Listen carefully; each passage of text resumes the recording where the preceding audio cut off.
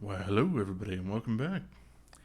I have a little bit of a different concept of some knife stuff that's going on now, and it's because I have a whole bunch of TwoSun slip joints, and I know that slip joints aren't really the most popular thing in the world right now, so I'm going to kind of throw them all into one collection here.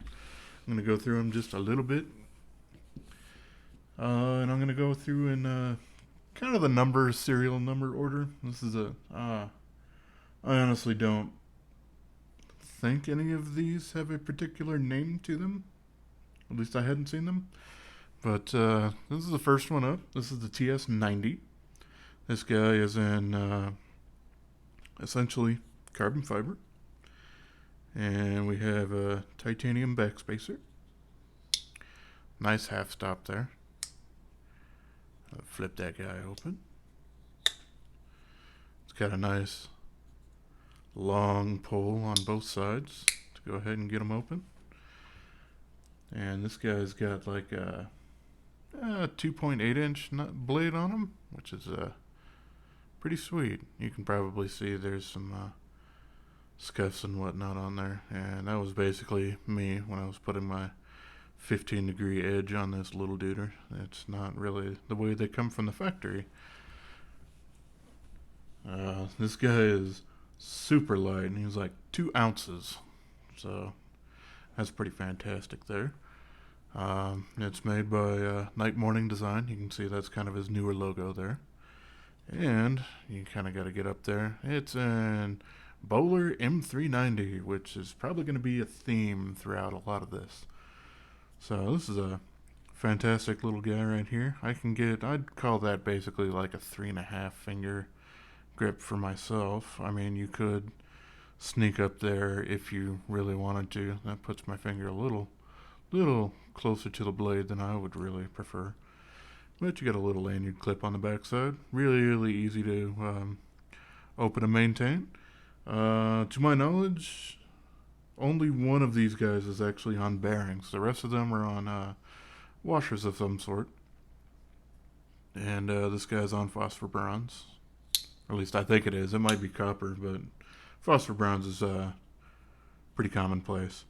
I do like the pattern on the carbon fiber. It does work out rather well, and it does have a little bit of grip. You don't really see a whole lot of texture going on, but it does provide you a bit of grip. This next one up is I think pretty darn sweet.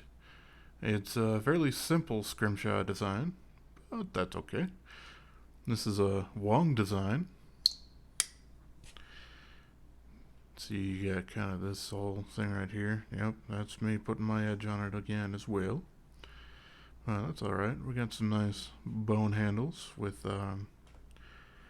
titanium inner liners there. You got your little lanyard hole. And this apparently is titanium as well, the back spring on there. This guy's coming in a little bit heftier. He's about 2.7 ounces. And the blade's just a fraction of a percentage shorter at 2.75 instead of 2.8 inches. But I can consider this a full 4-finger handle without a problem at all. It's got a long pull on it, which is great. Like I said, this is a Wong Design. And it's also in Bowler M390. And I can say these guys heat treat them pretty darn well. They do take quite a while to sharpen up, especially if you're reprofiling like I end up doing. But they're super sweet. And fairly classy for, those days in which you want to feel like classing it up just a little bit. Or maybe just, keeping it on your desk at work. This next one, though, is a little strange. This is kind of their multi-tool. So this one's in G10 and steel. This guy in particular has like a little hole here, which is still a little difficult to get out. This one's a Tonto point, which I always find a little weird on a non-locking blade because a Tonto is really made for piercing, and you really don't want to do that if your blade doesn't lock. And that's okay. The blade on here, obviously, it's a little bit cheaper. It's 14C28N, which is cool. A lot of other TwoSun knives I have are in that steel as well, and it does a pretty darn good job. This one's a RattleSnake Design, which I haven't seen a whole lot else from them.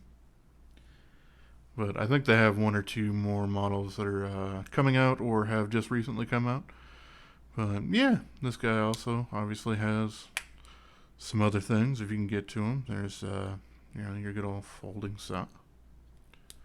This guy doesn't lock either, obviously. But yeah, this is definitely a wood saw. It's, teeth on both sides. And he's also got a pair of scissors that are a little difficult to get out. The springs on these things are actually really strong. But yeah, there we go.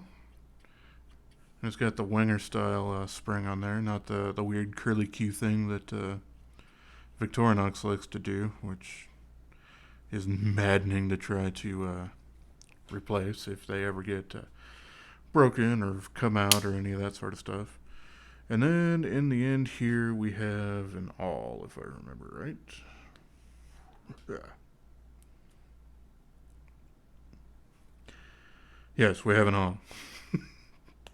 I'm not going to open that because the spring on it is even more difficult because it's that way. Kind of a weird, I would call it a design flaw, but, whatever. You got your little lanyard belt loop there. It's not my favorite, but they're not very expensive, so it was just kind of an interesting way to get another one. It was another one of my early TwoSun pickups. This next one is probably one of my favorites here. It does look quite a bit like the first one here, whereas it's basically carbon fiber with just a titanium back spring on there. But this guy is a Jelly Jerry design, and yeah, you can see there's different striations to the carbon fiber, but it's still contoured, which is great. This guy actually comes with a milled titanium pocket clip, which is pretty sweet. You don't see a whole lot of slippies with that going on there. What I do like is that this pull, especially over here, has a little bit of bite to it. So if you really wanted to, you can open them one-handed, because you can open it halfway there. You got that nice safe stop, and you can flip them out the rest of the way. I really do like this blade shape quite a bit. You get a decent amount of belly going on over here for, getting down in there and getting some decent leverage going on. Kind of a harpoon style thumb ramp, I guess you'd say, because it's got just a little bit up there. Pretty attractive design overall. This guy also is an M390, and I'm really digging Jelly Jerry's designs. What I can say is this knife is super comfortable in my hands. This, I believe, is a finger choil. Not quite designed for the larger fingers. You can, but I highly wouldn't suggest it. Unless you have kind of smaller hands, I would just leave that choil alone and just cut from here. But still, super nice knife, super easy construction. Next one we got is the TS233. This is another NightMorning Design. You can see this got a nice half stop there as well. This is another bone handle. This one actually has steel liners and a back spring. It's not titanium, which is fine. It's not a whole lot heavier than some of the other guys out there. Got some super sweet bone handle scales there too. They do a really good job on polishing these up. And obviously they don't smell like animal or any of that stuff. But yeah, this guy's kind of a neat, he's got a little bit of an upsweep to him. But more of a sheep's foot style sort of thing. With a decent pull there. Also in Bowler M390, which is, super popular right now. It's a really fantastic steel. And this guy's action is quite smooth and a little bit easier than the other ones, probably because of the different tension of the steel lock bar instead of the titanium going on most of the rest of them. But yeah, this guy is also all sorts of neat. And this next one is quite a bit different. This is a YX design. It's not a locking knife, but it's not a slip joint. It's a double detent kind of knife. It's a top flipper, so you can get your finger up there and fling them open. And you see there's not really a lock there. It's really easy to disengage. Essentially, it's got a couple of small liners on each side that have that little detent ball that liner locks do, but they don't have the liner that goes in there. So those little detents will both fall into place when it's open and when it's closed. So it's, you can't drop it open without a lot of effort, but at the same time, you can flick them open and closed relatively easily. This one is actually in a little bit different steel. It's CPM S90V, so a more American steel, which is neat. I quite like S90V. You do want to be a little bit careful. They can get a little chippy, but it's nowhere near quite as bad as S110V can get. It's still got a little bit more toughness in there. And this guy's got like quite the sweep there at the end, which is kind of interesting. And I'm realizing that I haven't completely cleaned all of these guys off from the last time I've used them, but that's okay. But yeah, other than that, it's got a couple of small inset liners into the carbon fiber handle. There isn't really a spacer on the back. These handles actually jut out to the middle where they meet. You can kind of see the meeting there in the middle.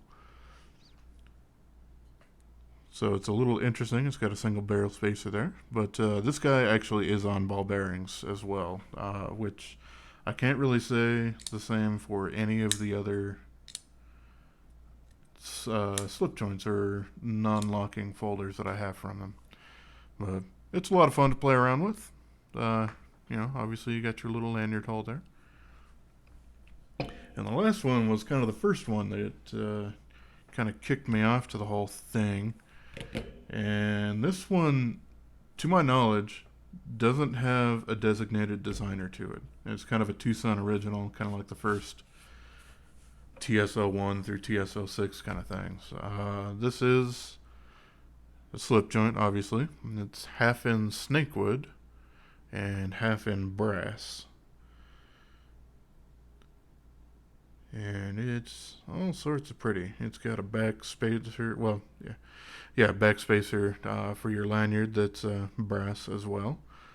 And this guy is actually in Damascus steel. It's a stainless Damascus. There's not a huge amount of information otherwise.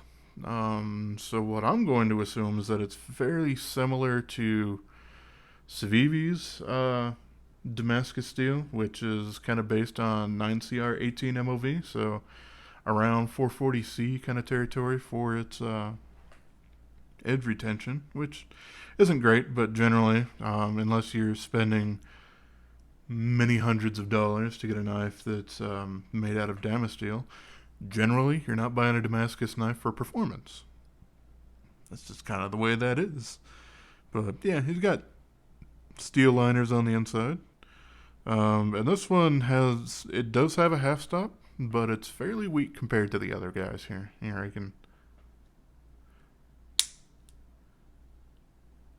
you can feel he will go boop, but it's not super locked in there, and it's a little weaker than the rest there. But I do think it really makes up for it in the amount of class that it brings. Obviously, brass can scratch, and it's done that over the months of me carrying it around in pockets and whatnot. And I think that kind of adds to the charm of it overall. I'm glad it hasn't started tarnishing, because that's always a little annoying. Because once you polish it, if you don't actually seal's not the right word, but retreat it, then it's just going to tarnish again like within a day or two, and then you're just fighting that for.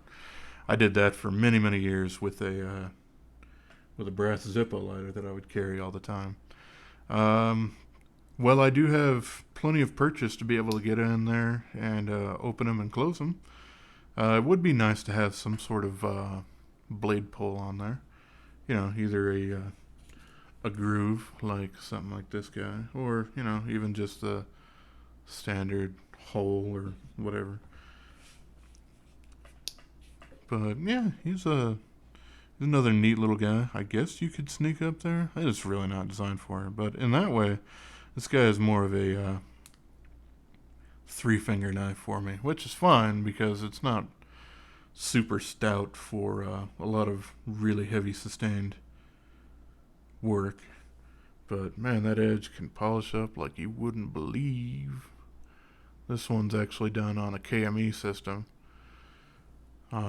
which honestly I don't actually use for a whole lot of knives because man, it takes a long time. Most of the time I end up using a Worksharp Kin Onion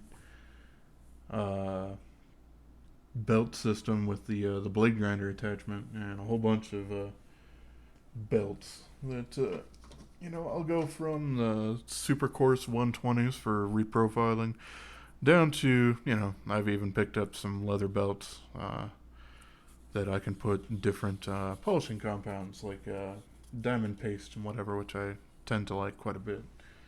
And it does a super fantastic job, but it does require a little bit of skill, otherwise you are going to do something stupid. And or you could probably get a couple of scratches on your blade. But that's mostly if you're doing something ridiculous, like usually on these really high-end steels, I'll sharpen them to 15 degrees per side, which is, it's probably a little steep for most people. You know, 17 is probably a much more preferable angle, which is what I tend to sharpen stuff that's in the 14C28N and stuff like that. Or something like this guy, which I would sharpen to 20 degrees aside, because that makes the most sense for kind of yesteryear's performing steels. But yeah, these guys are all super sweet. Most of them have super steels in them and other componentry. And because they're not quite as popular as a lot more of their locking models, generally you can get them for a fairly decent price. They're not going to be like $20 or $30 because you know, they're just not that cheap, barring this guy. But pound for pound, dollar for dollar, if you want to get a super steel blade, then it's really hard to go wrong with the slip joints, because a lot of times on eBay these things will go for a lot cheaper. Like, I don't think I've paid more than, I think maybe $68 for I don't remember if it was a TS90 or this TS241. But either way, a lot of fantastic steel, fantastic engineering, and designs. So, yeah, I appreciate y'all watching. Like, comment, and subscribe, and all that good stuff, because I apparently have to ask for that. And hope you have a good rest of your day, yo.